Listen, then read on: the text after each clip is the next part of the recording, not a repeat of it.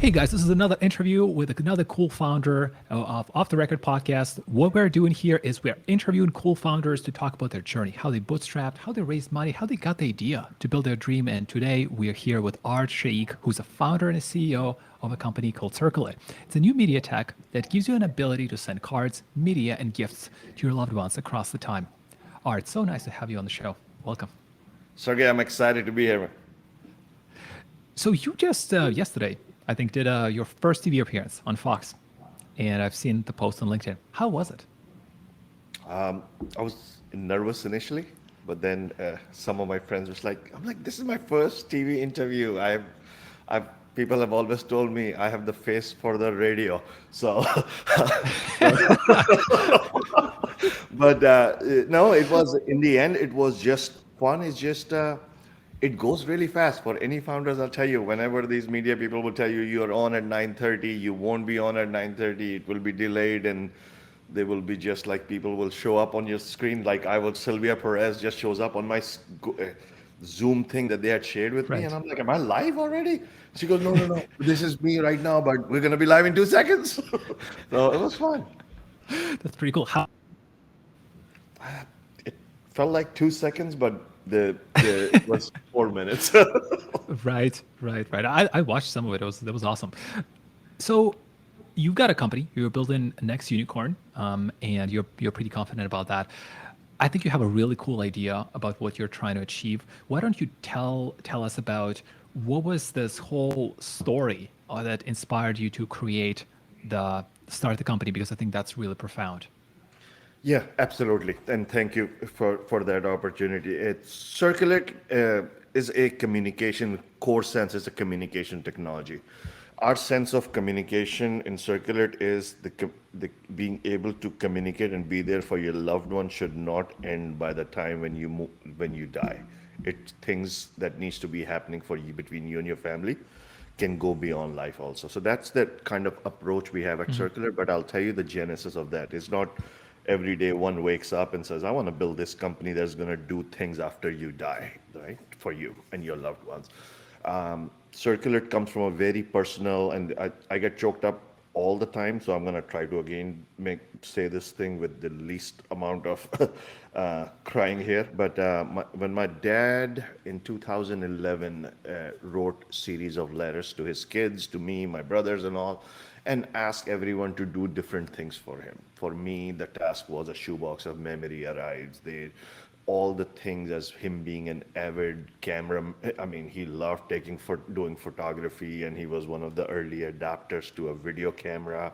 So he had amazing footage. So he wanted to make sure a lot of that is preserved, and he wanted his kids to be the ones making sure that the future generation nephews and nieces who are very young will have able to access that. So a lot of that thing came in. Then things came in about things I need to do for my mom's 75th birthday on his behalf, or the things that I have to do for my niece on his behalf. So between 2012 and 2016, I didn't think too much about it. This is what dad asked you to do. This is what I'm going to do. And during that time, all this thing was happening, I was also working for a company called Salesforce.com, which knows a thing or two Right. about technology and how the system and processes work together. So at that point, one day there was literally like a light bulb for me to kind of go off on how actually I can accomplish this. So that was the time where what I wanted to get off my butt and basically take the human out of the equation, because me as a human, as a delivery person, is unreliable. I may or may not be there. So I wanted to actually build a technology that actually will take that custodian role for you and do things for you. Because whether like it or not, sooner or later, we are all running out of time. Right. That's a pretty deep story, actually. And you're right. Like coming up with that idea without something happening personally, it's difficult. It's like you have to have more reason than I think people will buy it. So very interesting thing that you're saying is that what I can tell you is the first thing as founders when we start off, we have an idea, the people are like, let's go build this thing, right? All that things that we do. So in the start, we didn't even know what to build. how do you send things in the future and make it all? So there's a lot of those key things that we learned early on that nobody else actually could vision this. So we had to build this thing, design this thing on my own. So if you can actually, when you look at CircleIt technology from the App Store, Google Play, the entire design, right? Like everything in the CircleIt was designed on the front end by me, and then my team members have taken it the UI UX wise to the next level. But I had to come up with the solution for this problem myself. Nobody else could vision it, and that's where what I believe makes great founders versus the ones that will will have a hard time launching an idea. So I just took ownership of that. If this is my dad's dream, this is what he wanted to be done. So I'm the one only who's going to be able to solve and emotionally feel that. And before we talk about some other points for listeners, Art, what is on the high level? How does the app work? What do you do as a user when you're new? You're signing up. Like Yeah. what would be the process like? We we kind of build this thing so it is as easy for a 20-year-old or what's and a 70-year-old, right? Grandma, okay? Yeah. Because the idea is they should be the ones who able to use the technology. So the technology at the core just does one simple thing. You're able to create cards for your loved ones and be able to send on any future date. And if you don't know a future date, you decide on a milestone. When my son gets married or when my daughter has a child, these are the things I want them to get, and then technology will guarantee delivery at that point. And how do you, like, if you don't know a milestone, you just make a, I guess, best judgment call, or you decide on, like, I want it to be on maybe 10 years from now or 15 years from now, if you don't know necessarily, no? No, so that's where we have a lot of our patents around. So we have 7 patents on this technology. And that was the first thing I would tell, if you're going to build something, if you're going to take on something that you believe you can want to make that really big, find light legal guidance very early on the stage, because for a little guy like me, getting copied in the future would kill me, destroy me. And people like Ancestry and Hallmarks and Facebooks of the world and all they have million time more budget than I ever will. So patents is is a founder's best friend, is how I always say it. Like, if you are building something special, get that thing. But the technology operates in this way. We have a product which is called Smart Cards. Smart Cards basically gives you ability to give a CircleIt the cards you want to be delivered on the future, and then let the technology do the rest of the work. So things like wedding. No one knows. A mom that is passing Right. cancer doesn't know when her daughter will get married, or the grandfather doesn't know that. So the technology says, give it to us, and we have our own AI and the validation engine where we validate, and then we'll deliver that, whether 3, 5, 10, 15, 20 years from now. That's a cool concept. So you actually have the technology that looks at all sorts of data and all sorts of calendars and Facebook or whatever information is available online or on the phone. And then you are able to then slot at that card that was created way before. Yeah. So it's the most beautiful thing is what happens is, if both of the child and the mom and everyone is alive and they all have the phone, well, they both can be on the technology. So you can create a card for your child for the wedding. It will they are going to get a notification that's going to say a card from a family member has been created for you for your wedding. So the child knows there is one card. Tomorrow there may be another card from grandfather for his wedding. So ultimately, all your loved one will create all these cards for you for in the future. That is all locked, and it will only unlock when that moment arrives in the future. So the kid very cool. also, or the person also, there's a level of anticipation in the technology. When something is created for you, you know what's coming for you in the future. So you can see all your birthdays that the cards are there, because that's what the technology wants to do. It wants to go to the father and say, for your child, create every birthday card. So at different times, it may ask you to create his 50th birthday card.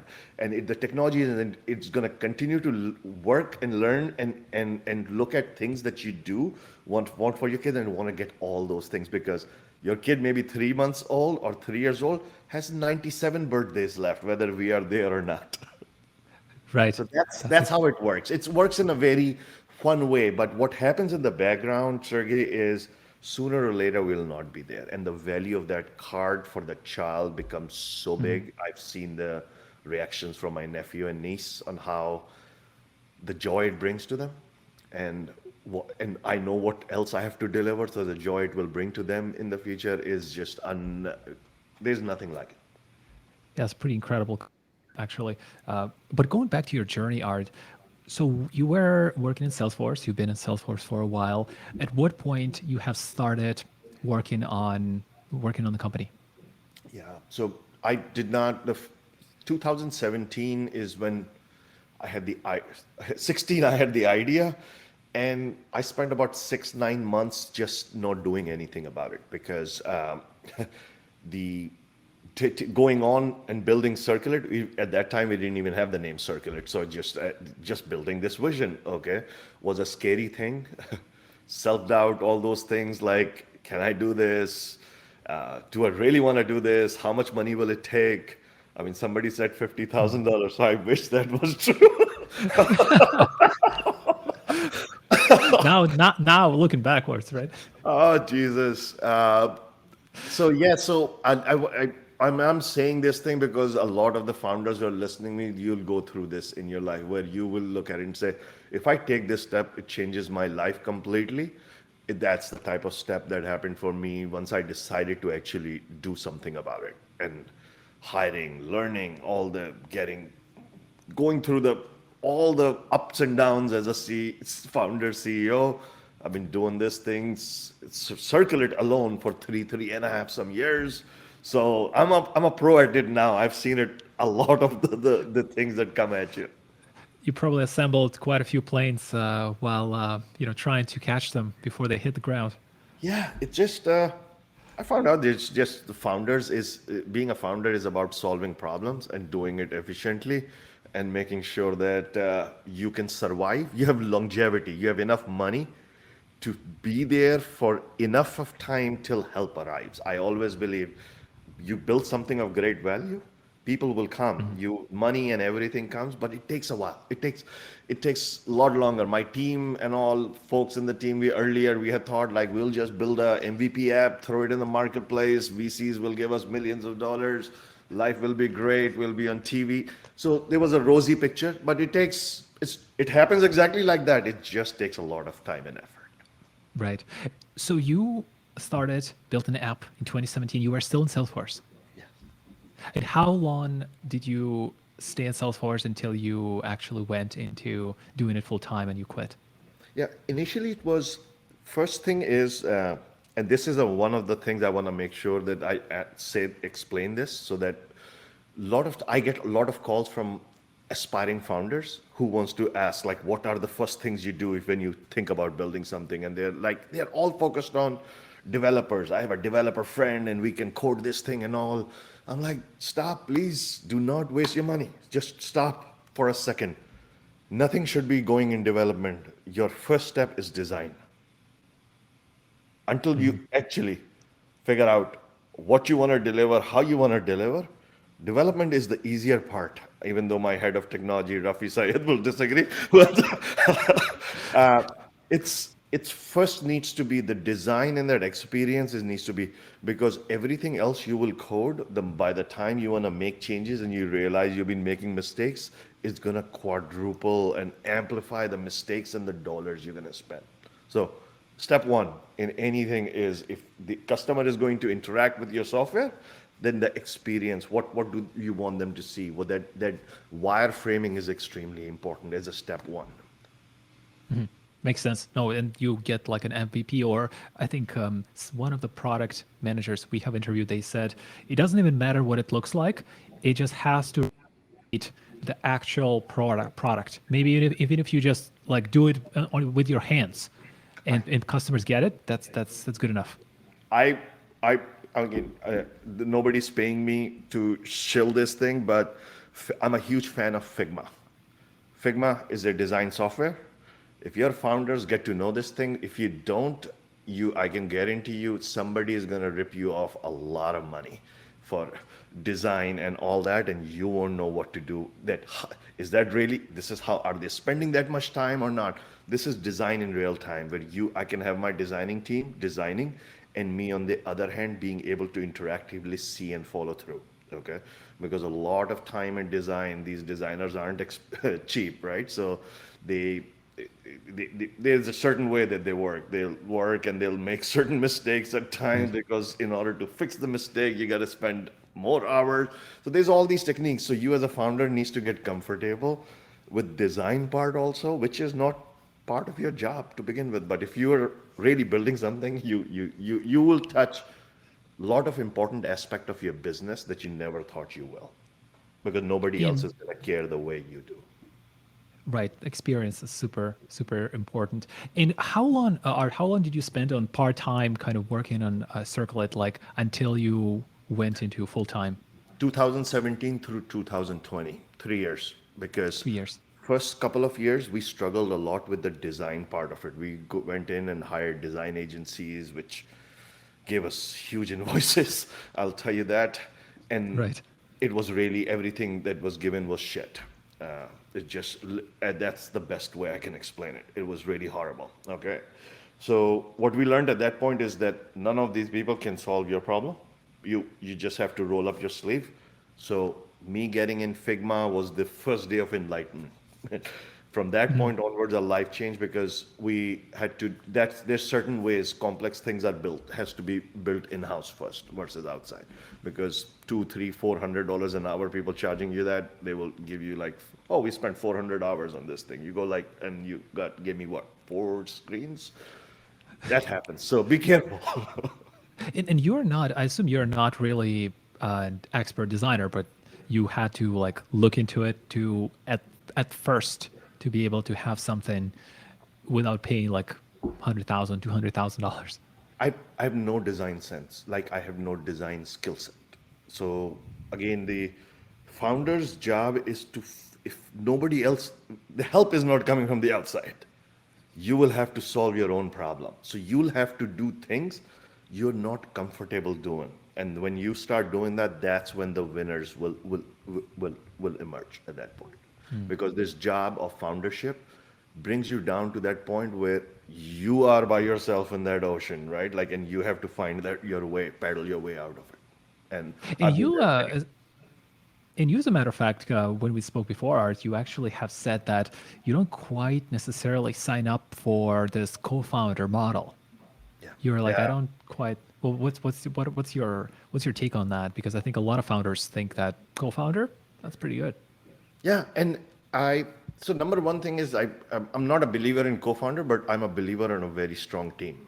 Okay, we have we have 20 team members now. I mean, we were 17 2 weeks ago, but yeah, just made some adding. So yeah, we have 20 team members now globally, but we are built like a family and a very strong team. So everyone has we don't really pay attention to what your titles are. Like, if you ask a lot of my team members, they don't know what each other's title is, but everyone knows what each one does. Okay. So they are all Lego blocks. They are all working together as one team. So co-founders to me is a lot of risk, and you have to decide, why do you want a co-founder? Do you want them? What do you want? What is that you want first? Money? If that's what it is. In my situation, I wanted to bet on myself. My mentality was, if CircleIt goes into bust, I'm the only one who should be the one who sinks with that. Basically, nobody else should be financially impacted. That's my DNA. That's my character. So there's no. I am that risk taker. So my thought has always been, I'm gonna bet on myself. And then I started building the team. So there was nothing co-founder about it, because these are the things my dad did. I needed to build it. So it's just single founder. But given an opportunity, like, I would not do co-founder, because it just creates a lot of conflict. I mean, just go look at that social Facebook movie, right? Like, I mean, Eduardo and Zuckerberg, okay, they were roommates, and one was the CFO, and their relationship blew up, right? So things will happen in that scenario. So I always suggest, unless you really need a certain skill set, you need people to come work for you for free. Like, you may not be paying. Like, there may be situations where you need to. Right. try not cut, figure out why do you need a co-founder. So one is money, but if let's say you have somebody who is, for example, a CTO, which is a pretty classic scenario, you are the founder who doesn't know how to build an app, you need somebody to actually build it, and you have a CTO. Is that a way that you would consider it, like, or Uh, it's again, building an app is, it's, as my head of technology will disagree, but it's, I mean, it's nowadays you can build apps very fast anywhere. Okay, but to build a product, that's where you so right? CTO and all those are all team members. To me, first of all, in the industry, we don't even have a CTO title. We have head of engineering because we're not grown up just yet. We're all so hire for what you need for right now, basically. Year one. CTOs, maybe 4 years from now, you need a CTO. Those people, stay away because a lot of those high title people cannot translate that into work and the hours that a startup needs in the start. So Right. I stay think away from the titles. Role players is what you need. and you said it. I think you said don't overhire, don't get people who are too high caliber for your what you have right now because it just doesn't work, and you like spend the money. That's first mistake I made when I started as a founder, which is because corporate environment, like you look in, you bring in your marketing and you bring in your press and all those, and you fill those seats, and everyone works together. Great, works in a corporate environment. It takes years. What one has to focus on, if you're really a founder and you are building your team, you have to build your culture first, and the culture is you. Okay, so you build your team and you bring in people that can work together as one, as the two wheels basically movement, right, like that. That is like a bicycle movement. It took us 2 years or so of struggle, turnover, and everything to get to the team of people that were so passionate about this. And over time, I figured out what my recipe was. What I needed to do is really look at people who themselves have gone through a lot of these things in their life, makes them very passionate about CircleIt. Once you're passionate and you have the skill set, it's a good marriage. Okay. So like my team member, Joe, he's my growth hacker. He lives in Michigan. One day I'm going to get him be moving out to Chicago. But Joe's mom passed away from cancer and she had written letters to him. Okay. That he found years later. So just that experience, he understood what CircleIt. So it pulled his string, and he wanted to work with us. And we love that type of people who can feel what this technology can do. So that's how we've built our team with passionate people. My advice is gonna be, guys, don't chase titles, don't chase nothing. Chase the people that passionately wants to be with you because there's gonna be so many good days and bad days, and the team that is strong together is gonna stick in. Otherwise, it turns into lawsuits.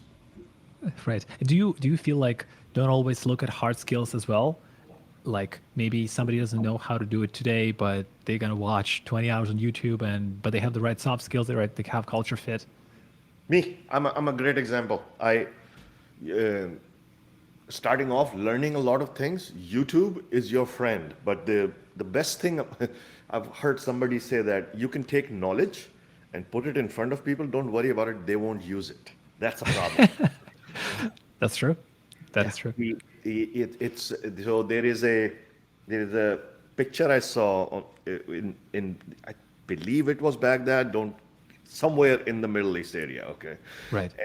there was books on the street they had left, and the people said, "Why are you leaving all these books on the street?" He goes, "The thieves don't read, and those read don't steal." That's a great quote. Yeah. And it's so you can leave that knowledge, but many of them will never acquire it. But YouTube is your friend. I mean, I have watched every video about YouTube, about digital marketing, running Facebook ads, how does Google PPC works, how to build a business plan, how to talk to VC. There's unbelievable amount of content there. Okay. But you have to have that founder sense. Some of them is just repetition and pretty just not good, but there is great ones, and there is things that you can learn from that, and everyone should be doing that. Just aimlessly browsing through YouTube, but about business things around with the voice search makes it a lot easy. Yeah, that was the first 2 years, like continuously, and I still go on binges just acquiring knowledge because the more I can bring on to my team and things that I'm learning further out, the better. it's somebody said it, the knowledge or the amount of knowledge is abundant. It's the desire to get the knowledge is scarce. Yeah. It's Which it's it's a human nature. It's like we will ask a question, but we won't Google it for say. There's a lot of, you can, few tips, right? Like you can just do that and you can save yourself 10 minutes type of stuff. I'm a huge fan of just the fact that it's just do your research and learn because you have to train your own people. Nobody, no team member just comes, walks in, polished, ready on day one. It takes time for you to keep polishing that gem, and then when you bring them to the point where they're going to be true assassins for you. And that's where my team has been. Is just like I've been working with them for a couple of years. They understand a lot of my personality, how I operate, and how work and everything else. We have a separation. We need to do certain things because we are a public technology, right? My customers don't care. It's Sunday and I have to right. be on a vacation.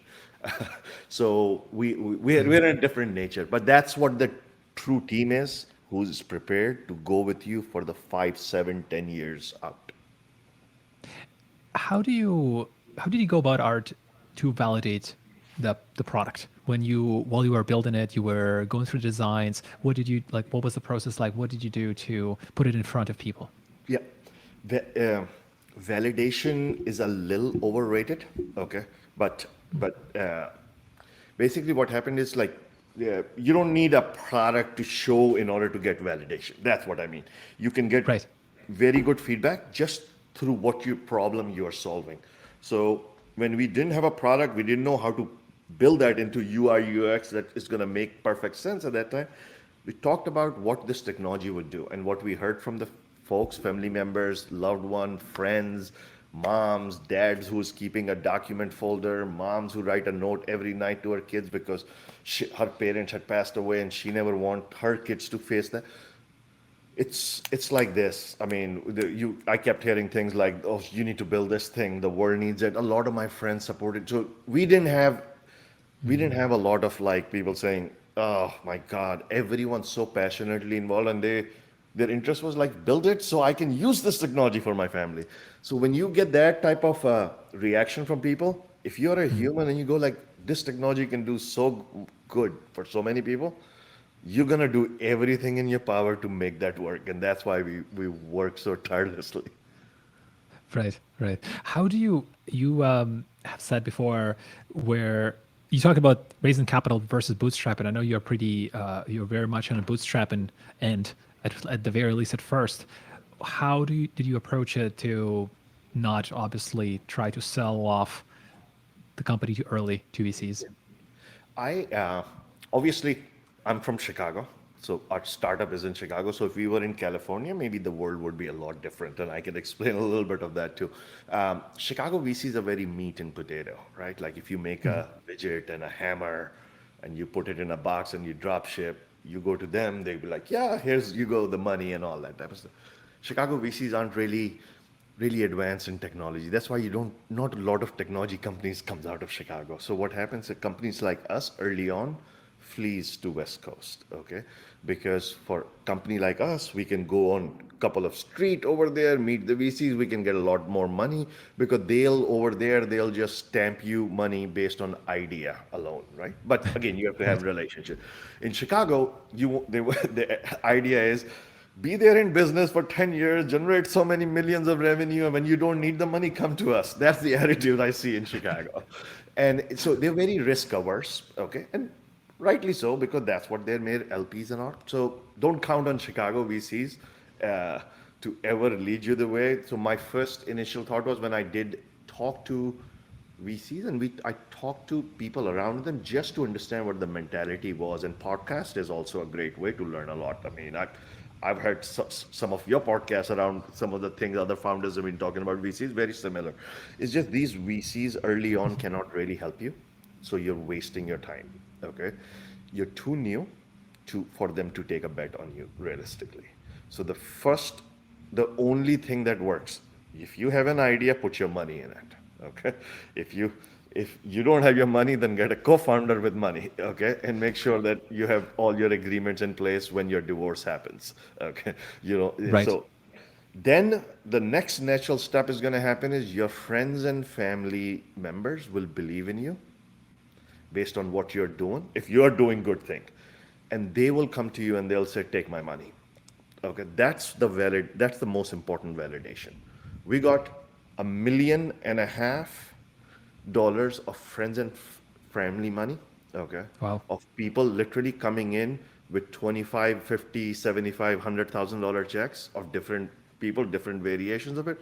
Is I want to be part of this journey. I have friends who came to me and said, one of my friends, Dr. Romy, and I'll remember this. He's like, I love CircleIt, but I don't care about CircleIt. I'm investing in you. I want to help and support you, what you're doing, because whatever you're going to do, I believe, stand behind. So it's that type of folks. Until you get that, because all those VCs and all would want to see all this. So you have to see some pre-work to do. Don't run for that VC money just yet. When you build all this, later on, if you build it right, these VCs will run to you and you will be the one sitting on the table deciding which one to say. Right, right, which is super key, of course. You want to get that leverage. And brilliant. And you also, Art, you also talked about advice to young founders, which I was kind of surprised by. Like you said, one of the really core things the young founders need to do is NDA. Always, like always, always, always. Number one thing is NDA. You are going to build something of value, okay?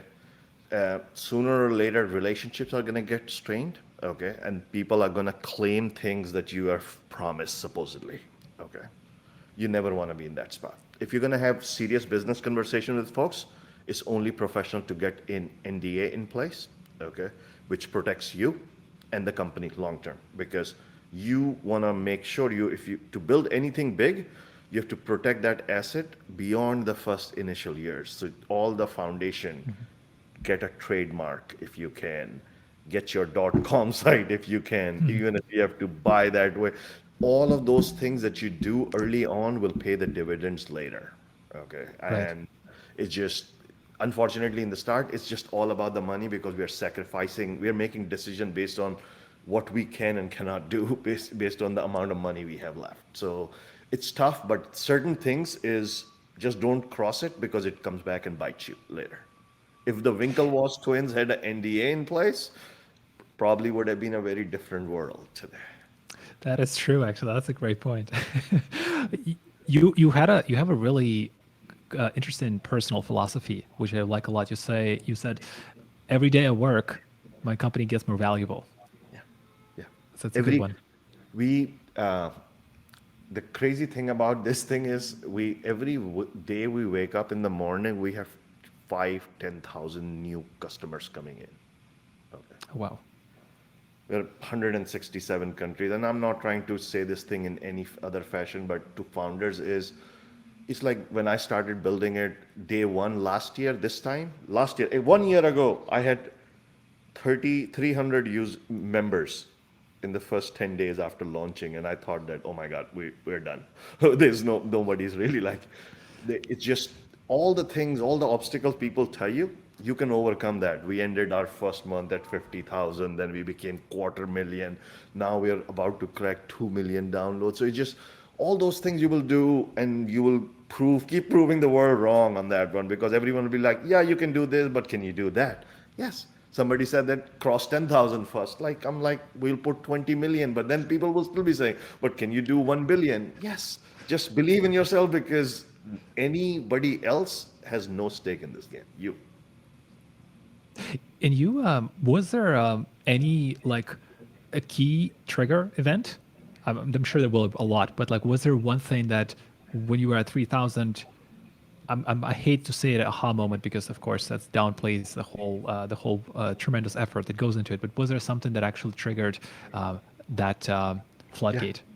Yeah, we early on learned like what our members want from us. If you'll Google CircleIt, you go on YouTube or anything, we just explain to people what we do and what we're going to do for your loved one. Our messaging is simple and clean. Okay, how we make money and what are all the traps. social media companies do. We don't. Like, we don't sell your data. We don't even use the word social in ours. It's a curse word for us. We are truly building a generational practice. We are very clear in our messaging, and when you are able to deliver that, people have less than 6 seconds to make a decision on you. So when you're a no-name company, it's very difficult. So our early years are you're probably gonna spend a lot more money in your marketing, but that is okay. But marketing aha moment is what you need to spend to get the word out. If you have something of great value, is the money that you ultimately need. And if you're spending less than 50% in marketing, I'm sorry. I mean, my marketing budgets are going to go into 50, 75% because we have built a very good technology, all that stuff. We don't have the huge overhead like many big companies hiring 50 developers. I mean, our 7 developers are doing 70 developers work. So we are very dedicated, but it just we are very fiscally responsible because again we are still bootstrapped. We are gonna get VC money coming at us, and that's 21st onwards. And next time I'm funded, then I'll do an interview about this process more with you guys again. That would be great, actually. We would love to have you back for that. Art, so when you speak to a lot of young founders, a lot of aspiring founders, what is the one thing that you wish they've asked you, but they rarely do? What the biggest mistake a lot of people do is not asking for help. There's a lot of people. I suffered through a lot on my own. I wish I had a lot of sounding board there. But over time, it will develop it. But so if you see somebody that's successful, go go find a way to get on their schedule just to get some mentorship. I mean, I myself seek mentorship. I'm talking to a gentleman in Chicago from Map Ventures who has volunteered to give me mentorship. Like, how can you say no to amazing folks who are in the VC world and have done amazing things, great marketing background? Get strong people in your circle, because those you need to learn a lot, like early on as a sponge. There is not a single aspect of my business that I don't understand. That's why I say I'm a very deadly CEO, because you can't overcharge me, you can't scam me, you just cannot, right? Because I've been burnt and I've learned on a smaller scale to learn the bigger lesson now. So now I can do things that not many other CEOs can. So don't be afraid to get hurt a little bit, because in the start you're going to get roughed up because somebody is going to charge you $7,000 for motion graphic work when the work actually should be worth $500. Okay, it's going to happen, but learn fast, fire those people, never do business with them again. And even I assume your advice applies also to, even if you're building a company and maybe that potential mentor is not necessarily in the right industry that you have, they still get, it's still worth reaching out. It's like, it's not necessarily, oh, if they're not in e-commerce, then I'm not talking to them. I am so help can come in many different ways, and I'll tell you, there is a VC in Chicago, a company called Spiral Sun, and Mark Thoman is one of the founding partners, and I met him, and they are in the food business. Like, they have no business in investing in CircleIt and all, but the knowledge these folks have and the people that they know. So sometimes it's just you have to meet people without any agenda and see if there is commonality. They loved my idea so much that they want to take me and help me get better. Those are the things you need to be open to. So just get out, talk to people, meet people. But that's, as a founder, that's your job, is because a lot of these people have been founders themselves. So find the ones who have that soft part and the ones that are in it to just make a certain percentage of you. So you learn the difference quickly, which are the founder-driven VCs and which VCs are just like a Walmart, right? Cut Yeah. clocks. Yeah, you don't want to be in that type of like cattle herd, basically, because you get lost in those things. And in terms of where to find them, obviously panels, podcasts, LinkedIn, and any of these online places. Yeah. One thing is, like, I want to come back to the thing that you had asked about, the funding and all that type of stuff. The cycle I told you is like your money, co-founders' money, friends and family, close inner circle money. That's the path. Don't bypass it, because what happens is early on there's a lot of incubators that are popping up. And you will see at times they'll be so proudly saying, for $150,000 investment, we will take 6 to 10% of your company. That's robbery. Giving up your 6 to 10% of your company for that Yeah. much chunk of change is nothing. Okay. Right. That doesn't even cover the cost of one developer. So a lot of people don't see that and they jump into a lot of those things. So be careful of the incubators and the VCs. Do not be in a hurry to sell your company too early. Believe in, Patience. yeah. It's because later on, as you go through some of this, you'll realize you didn't needed all that money just upfront. A lot of things you and your team can do. So why not keep working, build the value of the company? It's a lot less risk, and then there's a conversation of equal between VCs and you. I'm going to ask you this because I think this is would be curious to see what you say. Where do you find great people? Where do you find people who have the right qualities? And a probably difficult question to answer, but curious No, what you're going to say. it's uh, it's very interesting question because there's ways to hire, right? You can uh, get a recruiter and they'll send you all the resumes. I never based on that. So what happens is I hire in my radius of network. So worked at a technology company. I'm connected with a lot of people.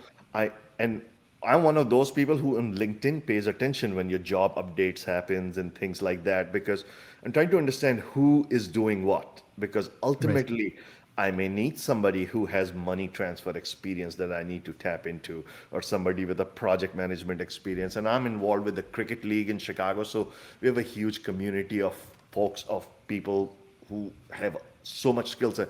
So I always look at hiring people in the around me because I have somewhat idea of their character. Okay. And those are the ones I want to work with because I'm not big enough to just bring in resumes from nowhere, no knowledge, nothing, and be able to work with them. So startups, it's like family. You want to bring in close ones first that you can work on and they are able to stand you also because you can be very annoying as a founder at times. Oh yeah, always possible. Are there Expand any your network, expand your network. That expanding is the network? first place. There's enough people out there, and I can, if this means anything, okay, my head of technology that has built this technology, and this technology by God will be in billions of people's hand. I only found him out about what he actually, because me and him were friends. So Rafi and I have been cricket league friends for God, I know him for 20 years, but we never talk about work. So if you understand the DNA among team members, like in your softball league and all, like you don't care about what you do in the daytime. It's Right. when evening you're playing. That's what you. So one day he posted a job where he was hiring for developers for the company he worked for. So when he posted that job in our cricket league, I paid attention and I was like, "What do you really do?" And that's when I went to LinkedIn, and I looked at him like his title says head of app development. I'm like, holy shit, I need to talk to him. So I text him at 11 o'clock at night, and in 5 minutes or so, he responded. And then I'm like, can we talk? And he goes, yes. I'm like, how about now? So 11 to 12:30, 1 o'clock, we stayed on the phone 2 hours together. And that was the day Rafi has been one of the biggest, best decisions I ever made is to get a person of that knowledge and integrity and team first attitude to the team. So bring on good people early is gonna save your organization. Bad apples early, faster you can see bad apple, push them out. Right. And from the founder's perspective, is just be active online, right? Put stuff out, post. What the hell are you You're the doing? brand. So You are the brand. Nobody nobody's going to be able to market like press. You can hire PR people, all those things, but it's like somebody else doing the selling for you. It doesn't work. In the start, founders, all these press, media, and everyone, they want to talk to me. So you are going to be a brand one way or the other. Figure out what type of brand do you want to be. A one that is flashing your cars every day, or the one that is is built on a certain mission that you want to do, right? And you need your community's help. So you'll figure it out. But social media, not being able to leverage social media is just death sentence. Depending on, I mean, you may be in a business that it doesn't include, but I don't know any business that does not need social media. There are very few now. I think I don't know. Like it's probably whatever the market share, they're shrinking. Yeah, it's people could have done this without this, but it's just you have to get the word out in a very Helps in a very helps busy sell. world. Yeah. Yeah. All right, this was such a lovely conversation. Thank you so much. So many great insights. We could do a lot of the short clips and slide decks from this conversation. It was amazing. And I'm so excited to, first of all, have you here right now, but also to do like a part two when you get a boost later. Yeah, and it's just like some of that because we are under NDA, we can't talk about, it, but great things are happening. I mean, we just know this. We do what we are supposed to do this month. We're gonna end this year with about 10 million members. Oh, it's amazing. That, Any, yeah. are there any final messages to the audience, something you wanted to leave the entrepreneurs who would hear this conversation with? I say this with the bottom of my heart is just to when you want to become a founder, make sure that's what you want to really do. Okay, because once you really believe and you know the reason why you want to do this, because that is going to be something that you need to be reminded of whenever it gets dark, and it will get dark. There will be dark days, but when you have a good resolve and you can stand the test of this and you have a good team, you'll make it. Things happen, things manifest when you keep thinking positively around it. So one of my thing is I do not say, if you're a naysayer of some sort, don't talk to me. I don't need that energy in my mind. So we're thinking in a certain way and we're going to keep working towards it. Everybody else can be there and tweet about it or whatnot, but don't talk to me. I don't contaminate my mind with negative people. Keep surrounded by positive people that are going to encourage you, because that's what you need. In the end, it's all success is on you. No help is going to arrive from outside. You're going to manifest things, and then everything starts becoming easy, where now is very effortless. Like Sergey, you and I got in touch. I don't Right. know how we did, but we got in touch and we had a great chat and we are doing this. It's just last year, this time, it was difficult to get on a podcast because nobody had heard of. So it just things becomes easy, and it's a lot more fun when you start seeing that light at the end of the tunnel. 100%. Well, Art, it was such a pleasure. Thank you so much for being a guest. Sergey, it was a pleasure, and I look forward to coming back on your podcast after I'm going to go through the funding process. The next story is going to be unbelievable. Super exciting. Well, guys, thank you for listening. This was another episode of Off the Record Show, and this was Art Shaikh, and we'll post it soon. Tune in for the next conversation that we'll have. We'll have another great founder, and let us know what you think. We'll post it on LinkedIn all the time. Leave a comment. We'd love to hear from you. We're out.